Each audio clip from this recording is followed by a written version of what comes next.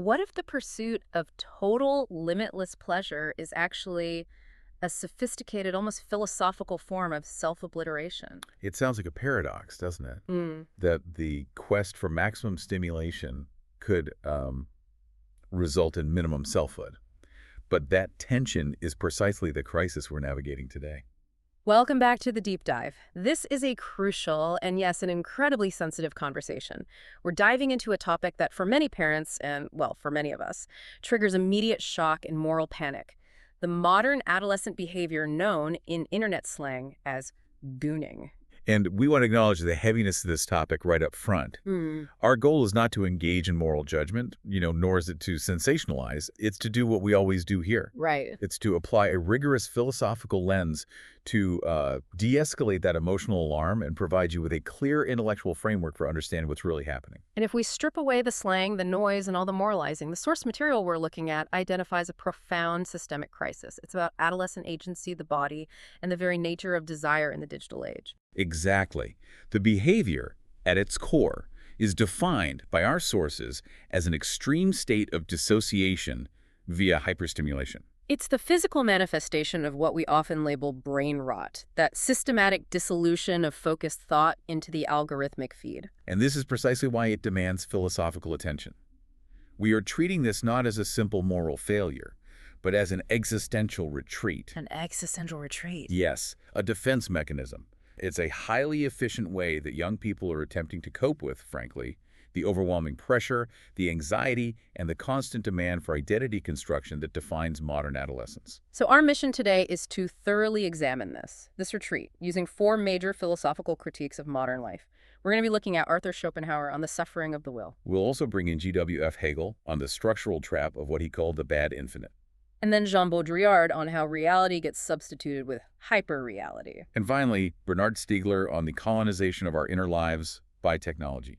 And we really have to establish the core tension that binds all these concepts together, because everything we're going to discuss today revolves around this fundamental binary. It's integrated embodiment, the real, versus fragmented dissociation, the hyperreal bad infinite. We're investigating how one path leads to character, genuine freedom, and, human flourishing, while the other leads directly into the trap of endless, empty repetition. Okay, so let's unpack this heavy material, starting right at the beginning with the ultimate pessimist, Arthur Schopenhauer, because his philosophy provides the perfect, albeit uncomfortable, framework for understanding why someone might actively desire to, well, check out of their own life. Yes, our sources really ground the discussion in Schopenhauer's concept of the will. And when Schopenhauer talks about the will, he's not talking about what we think of as willpower, right? Like, I have the will to finish this project. Not at all.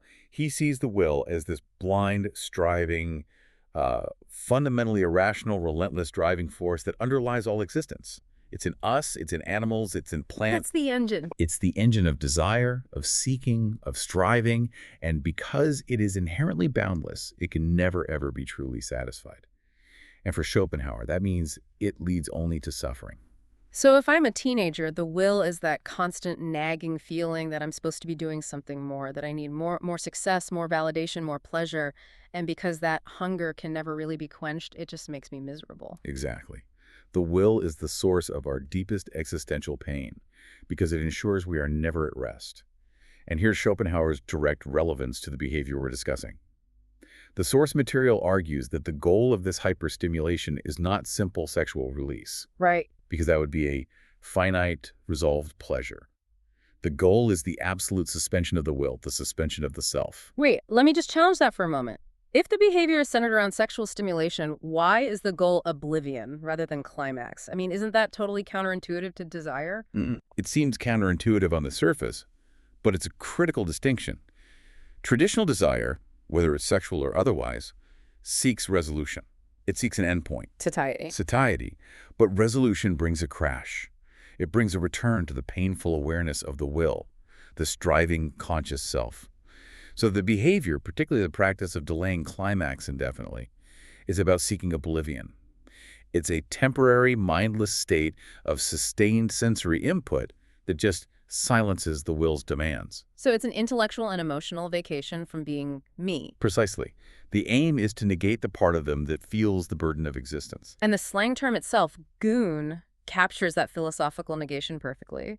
A goon is a mindless henchman, right? Someone without intellectual hierarchy or genuine agency. They voluntarily choose to become an object rather than a subject. Wow. It's a voluntary abdication of the intellect, which is the seat of the conscious self and the agent of the will. The young person, who often feels overwhelmed by the impossibility of modern identity formation, the need to be successful, attractive, socially optimized, and unique all at once, they seek a way out. So they try to turn the subject, the burdened, decision-making, conscious person, into an object. Into an object, a mere receiver of stimuli that requires no decision-making. It's a radical rejection of the burden of conscious personhood. And this is where the conversation gets really interesting, because that desire to abdicate the self sounds exactly like what the existentialists warn against. The flight from freedom. The flight from freedom. Let's look at this through the lens of Jean-Paul Sartre. We move from Schopenhauer's sort of metaphysical striving to Sartre's radical freedom. Sartre's famous line is that we are condemned to be free. Meaning we have no predetermined essence. We have to define ourselves through every single choice we make. And that is terrifying, especially for a teenager.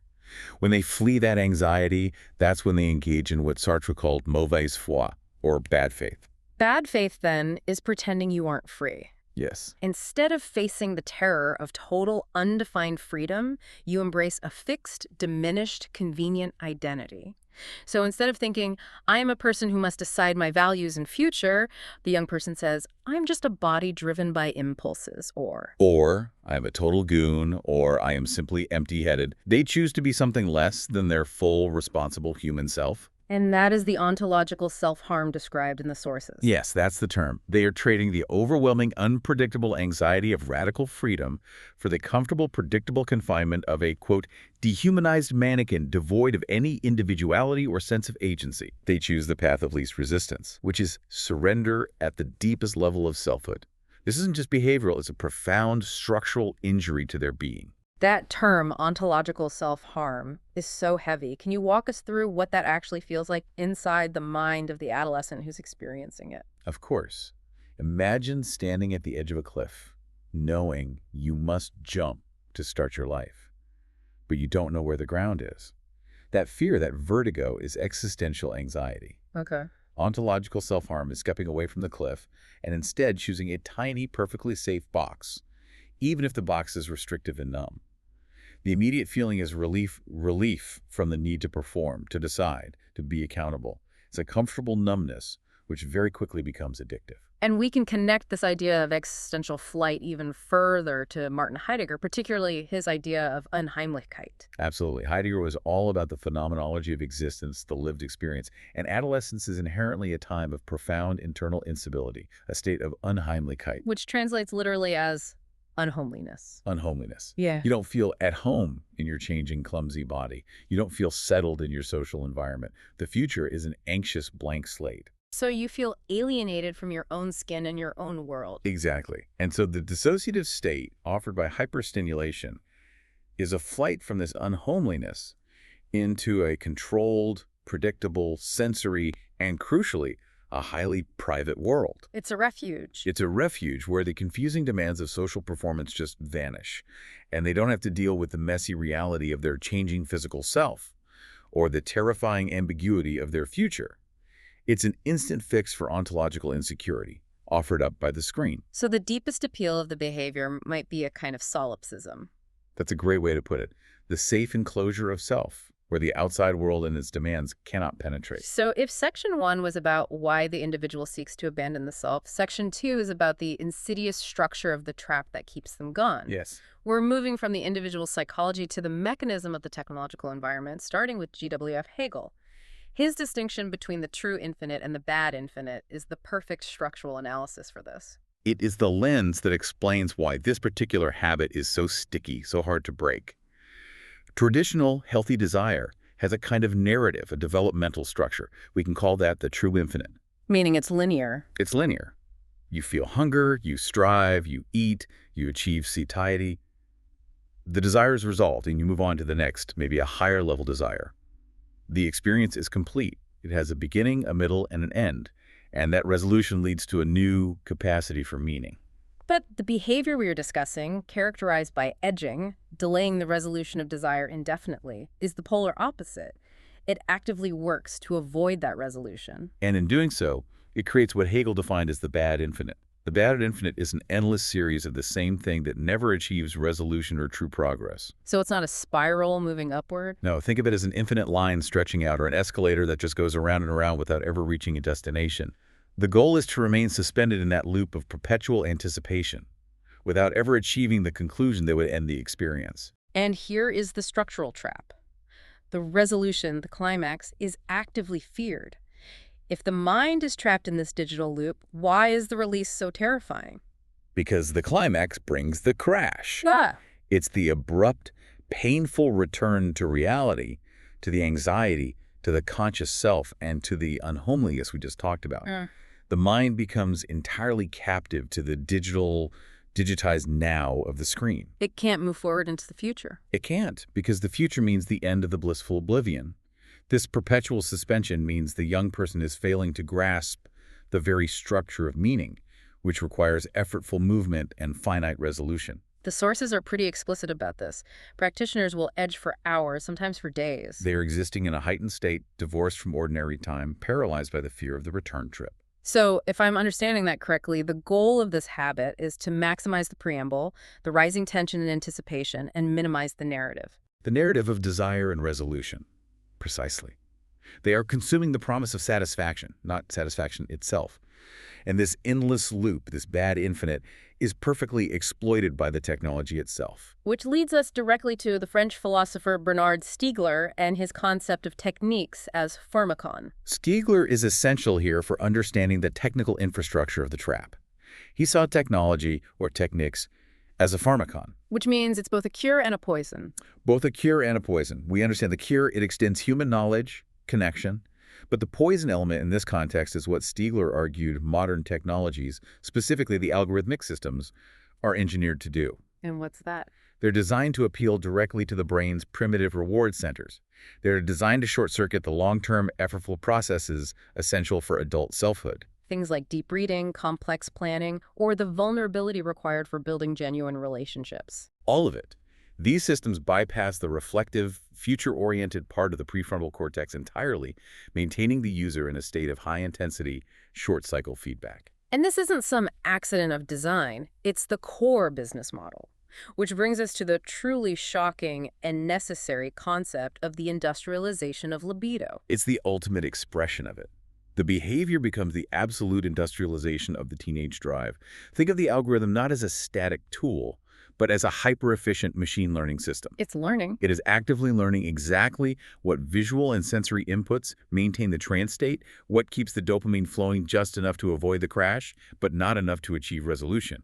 It optimizes the bad infinite. The source material is chillingly explicit here.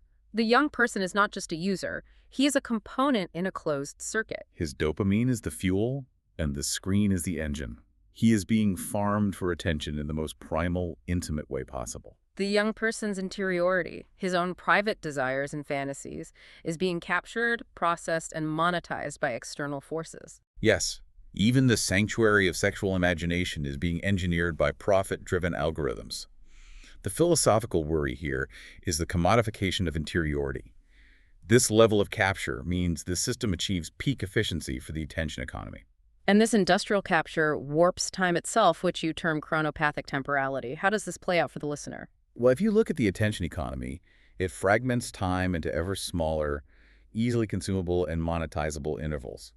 The short-form video, the notification ping, the prolonged state of gooning is an extreme example of this. Time is consumed. Time is consumed, but it's divorced from meaningful, effortful action.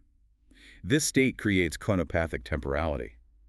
2 hours of scrolling feels like 5 minutes, but reading a chapter or committing to a hard physical task feels like 2 hours. The experience of time becomes flattened, divorced from genuine development. And why is that temporal collapse so dangerous, specifically for adolescents? Because the adolescent prefrontal cortex, which handles future planning, long-term consequences, and self-regulation, is still maturing. It's under construction. So when the platforms optimize for this kind of zombie scrolling and loop creation, they are effectively attacking the very infrastructure of responsible adulthood. They are training the brain not to prioritize the future, not to resolve complex narratives, and not to engage in effortful linear thinking. The philosophical consequence is a generation struggling to construct a meaningful future because their attention infrastructure is trapped in a profitable, digitized now. Okay, now that we've established why the self is suppressed and how time is warped by the loop, let's look at what they're actually consuming, the images themselves, and how those images have replaced reality. This is where we bring in Plato and Baudrillard for a devastating collaboration on the nature of reality. We begin, fittingly, in the ancient world with Plato's allegory of the cave. Right. The prisoners are chained, they watch shadows on a wall, and they mistake those shadows for genuine reality. This modern phenomenon is a dark inversion of that classic setup, a concept we can call the digital goon cave. How is it an inversion? In Plato's version, they were watching accidental shadows. Exactly. In the modern context, the goon cave, the slang for the isolated, darkened physical space, is illuminated only by the screen. But the shadows on the wall are not accidental. They are pixelated, hyper-edited, infinitely available, and crucially, algorithmically optimized. So the young person is not just watching shadows. No, he is interacting with an image designed to feel more real, more intense, and more immediate than anything outside the cave walls. The screen is engineered to replace the friction of reality with the smooth, infinite stream of the hyperreal. And this is where Jean Baudrillard walks in with his concept of simulacra and hyperreality. This is one of our key difficult terms, so let's translate it using a relatable analogy. Baudrillard's central argument is that the map has replaced the territory.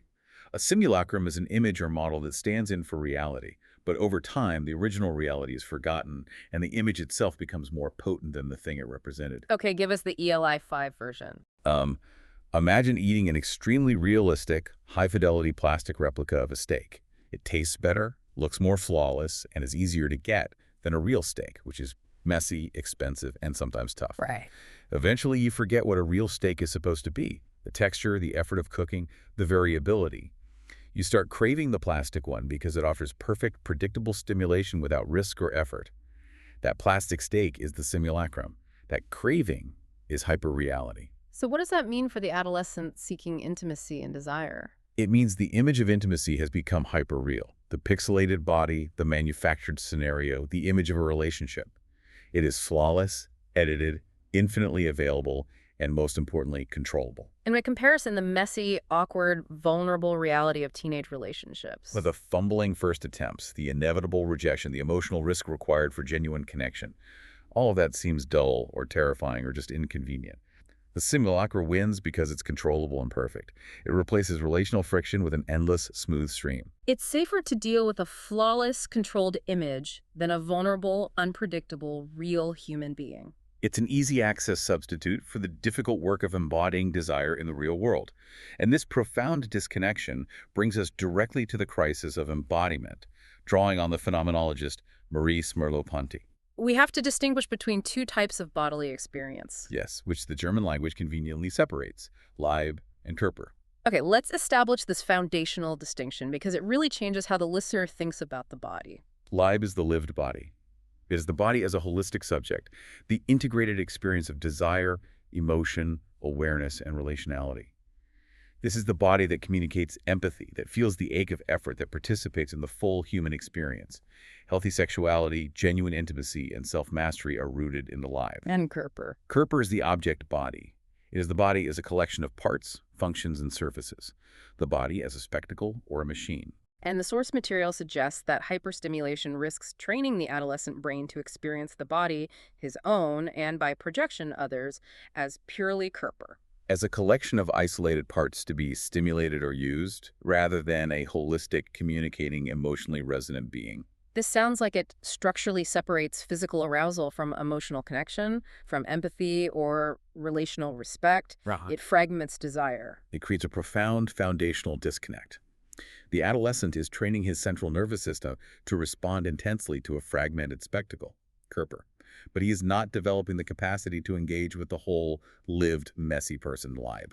Which limits his future capacity for what the Greeks called phronesis, or practical wisdom. Yes, because wisdom requires understanding the whole context of human experience, not just isolated, hyper-intense sensory data points. The individual becomes a mere spectator of his own body's functions, rather than its integrated master. We've established the suppression of self, the structural trap of the loop, and the challenge of hyperreality. Let's zoom out now and look at the ethical and political implications, moving beyond the individual struggle to the systemic forces at work. Okay. First, the ethical landscape itself. How does this behavior look through the critical lenses of virtue, duty, and care? We have to begin with virtue ethics, drawing on Aristotle. The critical question here isn't just, is this bad, but rather, what kind of character is being formed by this habit? Right. Aristotle focused on hexis, the habituated way of being that determines character. Does this practice cultivate temperance, self-mastery, focused will, and integrated selfhood? All the elements required for eudaimonia, or human flourishing. And let's clarify eudaimonia. It's often lazily translated as happiness. It's so much richer than that. Think of it as flourishing, living well, or achieving your full potential as a human being. It's the deep satisfaction you get from mastering a hard skill or having earned your place in the world through effort. So if the central habit, the hexes, cultivates insatiability, dissociative escape, fragmented desire, and chronopathic time distortion, then the young person is fundamentally moving away from human flourishing. They're choosing intensity over depth. Now, contrast that with the ethics of care, which is where the parent's immediate philosophical framework comes in, drawing on Carol Gilligan. This shifts the focus dramatically. It does. For a concerned parent, shifting to the ethics of care is crucial. The parental concern moves from a rigid, duty-based, critique-like Kant's focus on abstract moral rules, is this universally wrong, to a focus on the relational context. The key question becomes, what is this doing to his capacity for connection, for intimacy, and for integrated selfhood, which are the foundations of his future relationships? It's a framework centered on the relational well-being of a vulnerable person in your care. it prioritizes empathy and connection over rigid moral adherence. It reframes the goal from moral policing to relational scaffolding. Okay, shifting from ethics to politics, let's look at this through Michel Foucault's concept of digital biopower.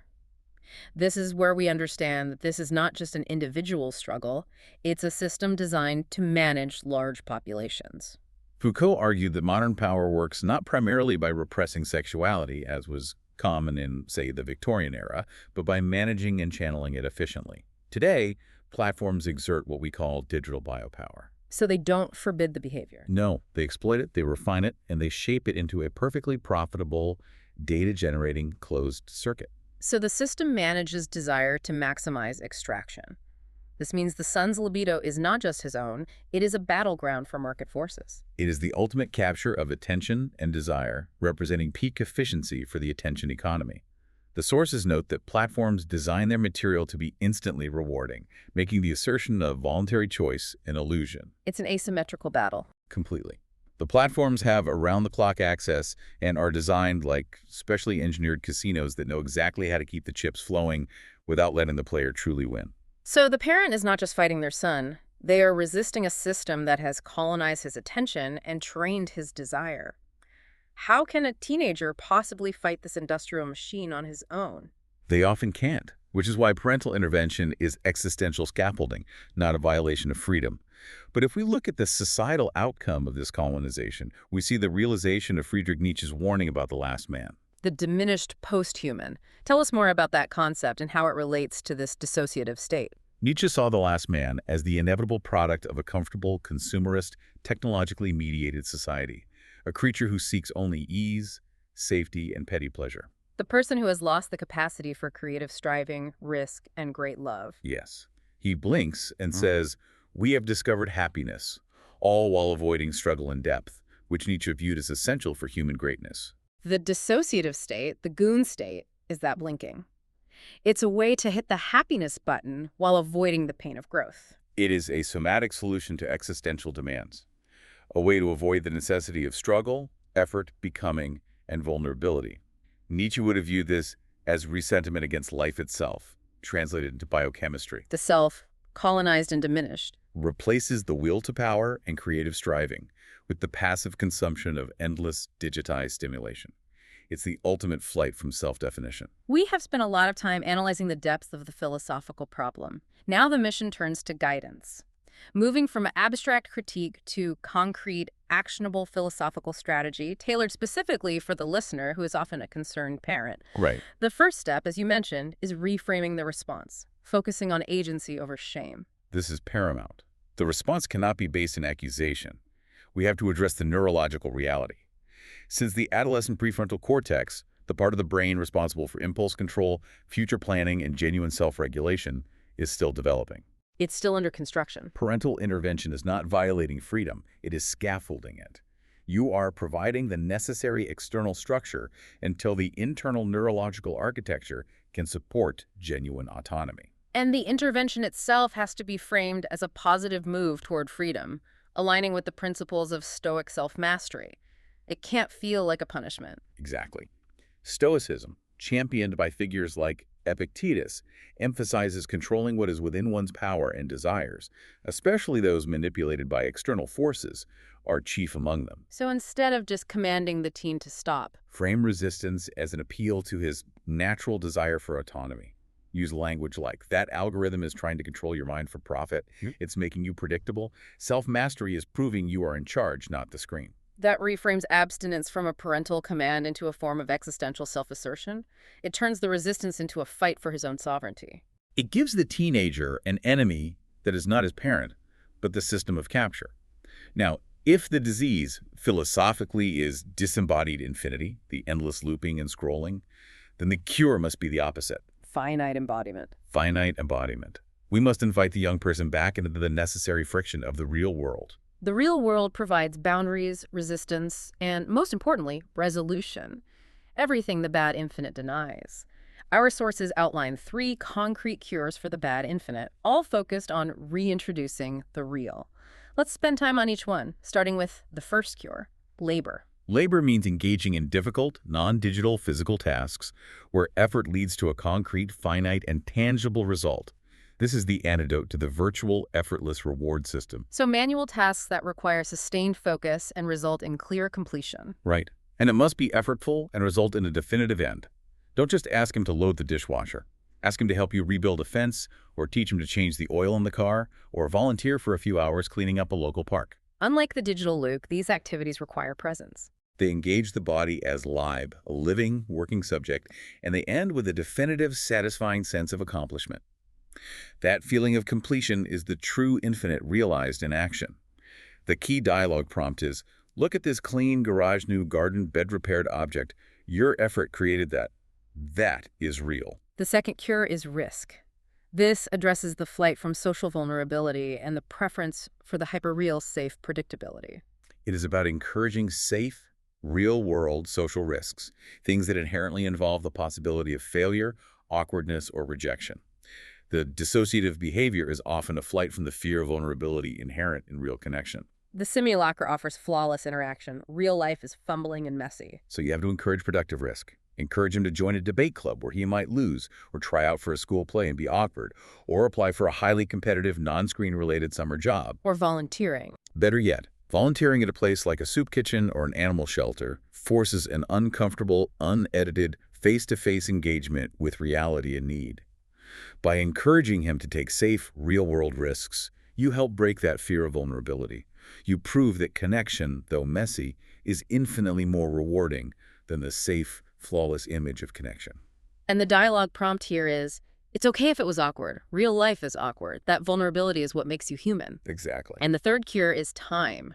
Reintroducing linear, meaningful time. This means mandatory activities with a clear, sustained beginning, middle, and end activities that require temporal patience and forward momentum, battling the flattened now of the feed. This is about restoring the temporality of meaning. Heideggerian Zeit, which is necessary for constructing a life narrative. So what specific activities achieve this temporal reorientation? Reading a physical, long-form book, not scrolling. Cooking a complex, multi-step meal from scratch.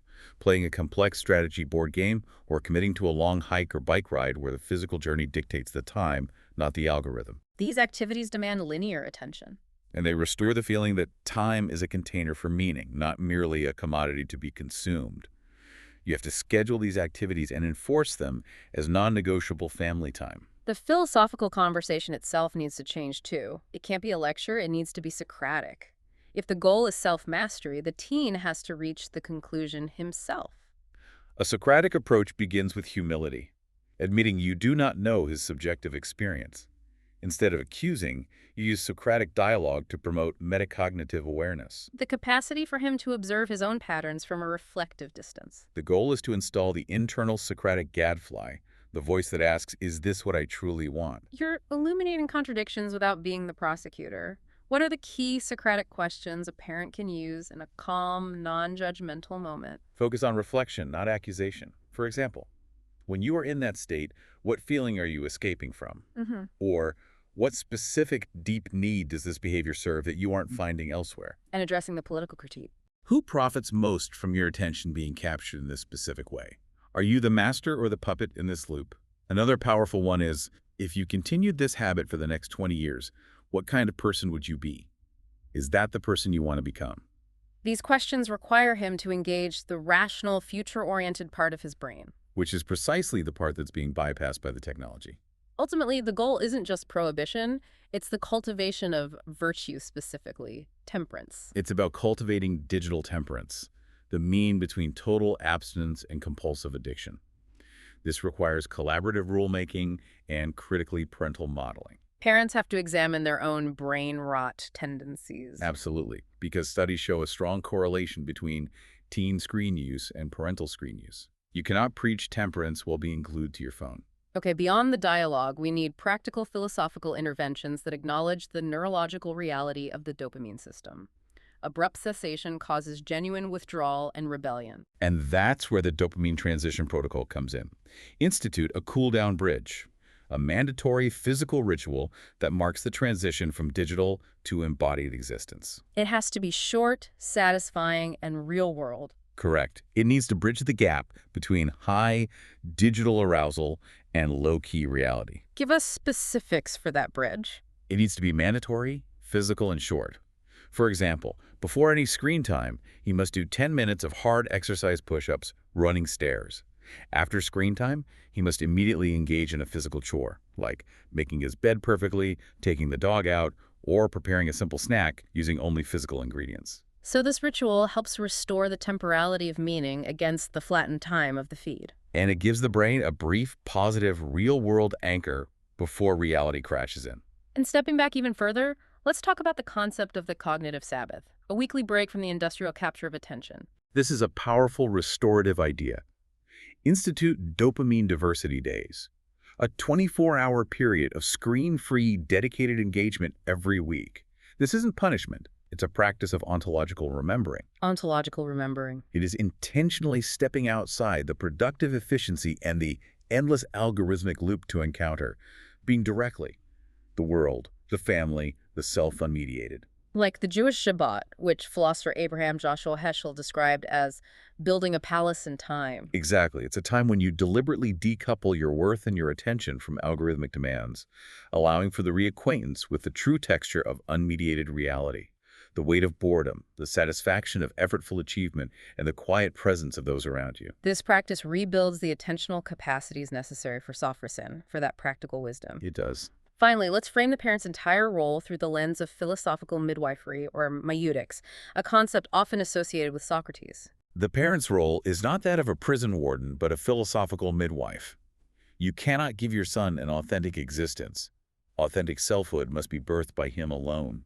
Your role is to help clear away the obstacles. The neurological, environmental, and existential obstacles that prevent him from birthing his own authentic self. The system, the hyperreality, and the bad infinite are those obstacles. And that requires a specific, unconditional kind of love to sustain the long effort. It requires a gepa love, an unconditional commitment to his genuine flourishing, irrespective of the difficulty of the path. It has to transcend eros, the desire for a specific, immediate outcome, like him being perfect right now. Agape holds space for the struggle. It holds space for the struggle while upholding the firm boundaries necessary to protect his development and dignity. It is the anchor of wisdom and love, providing the foundation for him to eventually find his way back to his own unhacked humanity. This has been an incredibly challenging yet ultimately essential deep dive. Let's synthesize everything we've learned today with our master analogy to make the structure of the problem crystal clear. Think of the adolescent brain as a sophisticated gaming console with infinite potential. That console is being hijacked by algorithmic malware. This malware doesn't destroy the system, it traps the user in a high-intensity, endless demo loop. And that demo loop is the bad infinite, the hyperreality, the perpetual negation of the will. And this trap prevents the young person from ever achieving the true infinite, from ever starting the actual difficult main game. Yeah. Real life and integrated embodiment. The fight, then, is not against a simple teenage vice. It's a fight for the console's autonomy, a fight for the young person's capacity to become a self. And that brings us back to the core insight. If you take one thing away from this discussion, let it be this. Your son is not just gooning, he is navigating this profound existential question. How do I cope with the anxiety of freedom, with a teenage brain that's being systematically targeted by industrial forces? And the conclusion on virtue is clear. The challenge is helping the young person realize that depth is more sustainable than intensity, and that meaning is more satisfying than stimulation. This entire project requires cultivating sophros and practical wisdom combined with temperance, the capacity to truly know and execute what is good for the self, not just what feels good right now. And that leaves us with our final provocative thought, something for you to mull over as you transition back to your own integrated, embodied existence. In an age where digital forces are universally engineered to fragment and consume attention and desire, and we're all vulnerable, adults included, what fundamental activity or relationship in your own life serves as your true, reliable, cool-down bridge back to unhacked humanity? That is powerful food for thought. Thank you for joining us for this crucial deep dive. We'll see you next time.